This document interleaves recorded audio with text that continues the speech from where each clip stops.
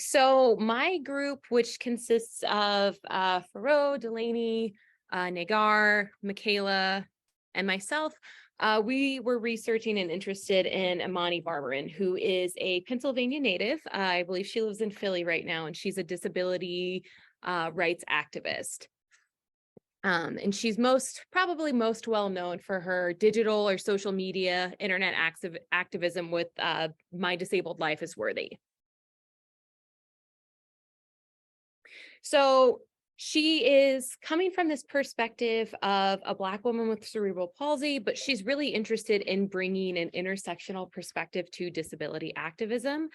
She's a writer, a blogger. She does public speaking engagements, but where most of my colleagues and I are familiar with her work is through her social media activism. So she's very active on TikTok. She's very active on Twitter, and then has an Instagram and a Facebook account. And so her work is meant to be digestible. It's meant to be relatable and to talk about disability in a way that is accessible to young people, but also particularly through this lens of popular culture. And so she's very interested in discussing disability as not only something that affects 25% of the population, but as a potential for everyone and anyone in their lives. And so a lot of the work that she does talks about, you might not be disabled today, but how you are planning for retirement, how you're elderly, these are all ways that you're planning for future disablement. And so she's very interested in getting people interested in disability issues now, because it is her argument that most people will at some point become disabled, and getting them to care about it now is going to benefit all of us. So we were thinking about, the argument of why is this person who's doing social media activism someone we should care about? Again, there are a lot of narratives around like social media isn't really something that we should spend our time with, or that, that's where like misinformation is circulated and the sort of like narratives around fake news. But we were arguing that social media is a space where people consume a lot of their culture. And so we need those kinds of interventions in these informal, informal educational kind of spaces and cultural spaces. So again, her work is important because she's highlighting this intersectional lens on disability. She was a leading voice in the online response to COVID-19 and the sort of narratives that were coming out of the US of sort of just leaving disabled people behind, which was leading to further stigmatization and marginalization of disabled people. So we were arguing that social media shapes our culture, and it reinforces how we understand and engage with the world. And it's also a liberatory space, right? If you're a disabled person, if you have mobility impairments, if you have issues engaging with people, or if you have other impairments that keep you from collectivizing in physical spaces, that the internet is a really powerful tool to help people collectivize, give people a source of empowerment or a space where they can actually make an impact. And so online activism, we argue, is an accessible space for activists. So she is known as the moniker Crutches and Spice. And again, she's very active on different social media platforms.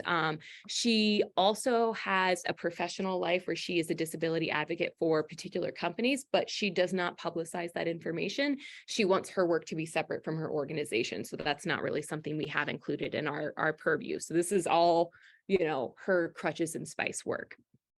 And so the people in our group were most familiar with her because of this My Disabled Life is Worthy hashtag that came out in earlier last year, when the CDC in the US responded to lowering COVID numbers and basically kind of gave the green light to people with this sort of narrative that like COVID maybe isn't over, but isn't as much of a worry as it historically had been. And one of the arguments that the director of the CDC at the time, Rochelle Walensky, had said was that it was really more a concern for people with multiple underlying health conditions. But what they didn't outline at that point are what those underlying health conditions were. So obesity, mental health issues, a number of different things could be underlying conditions. And so this activist was really frustrated by the kind of narrative that this really wasn't impacting a lot of people. And also the sort of eugenicist narrative that like, if you had multiple disabilities, your lives weren't as important, right? Well, it wasn't COVID that killed you. It was that you were fat, or that you had mental health issues, or that you had, you know, you were immunocompromised, and it wasn't really the state's responsibility, or it wasn't the state's responsibility to care for you. And she obviously took umbrage with that. And so this is where her most well-known social media activism came in. So this is the "My Disabled Life is Worthy." And so what she did is she invited other people with disabilities to really push back against this narrative that disabled lives are just like kind of a throwaway, right? That like the only people who were really impacted by COVID were disabled folks, right? When we know that that's not true. And she also really argues that COVID is this mass disabling event, and that as a culture, we should be kind of cognizant of previous mass disabling events and the sort of historical things that followed them. So I know it's like such a thing to like not bring up Nazism, but like after the 1918 influenza, you had this rise of people who were disabled, and then you have this rise of eugenicism, and then we move into, you know, the death camps and getting rid of like whole swaths of people. And this is the major concern that she has. We already have very eugenicist narratives around disability in the US. And so "My Disabled Life is Worthy" is not only her kind of activism, but inviting other disabled folks to illustrate the ways that their lives have value, right? So I think we can all think about the ways that we engaged with COVID, the rising death numbers, and the sort of like depersonalization of that information, right? Like seeing it as statistics, seeing it as particular groups, and not having it personalized as like, these are people who lived, had lives that were worthy, and people who loved them. And so as this multiply disabled person, as this multiply marginalized person, she discusses why she developed the hashtag, and she talks about her experience with medical racism, medical sexism, and how she has been gaslit into believing that, you know, doctors always have the patient's best interest in mind. So this is, you could think of when you go to the doctor and you say, hey, I've got this ailment. And they're like, well, if you lose 15 pounds, come back and then we can talk about if the issue's still there, right? And so the ways that we sort of shut down people with disabilities instead of actually listening to them and valuing their self-knowledge, but also valuing their lives, right? Which is really what her work boils down to. And so she was very frustrated by these narratives because, again, back in the sort of medical racism and sexism, she's like, nobody's listening to us, nobody cares about us, and our literal lives are at stake. And so this is, you know, she wanted people to express that outrage, right? We're talking about 25% of the population having these kinds of pre-existing conditions, suffering from disability, and then the CDC, the public health institution of our country, saying, you know, cool, no more masks, we don't have to worry about people getting COVID or those who are immunocompromised. Okay, perfect. So we wanted to talk about other ways that she engaged. So the "My Disabled Life is Worthy" is one of her main ones. Again, the public speaking, the social media activism, her TikTok. But before she had done "My Disabled Life is Worthy," she was also discussing other sort of cultural visual media that is not getting enough attention with disability. So she started this campaign, Diss the Oscars.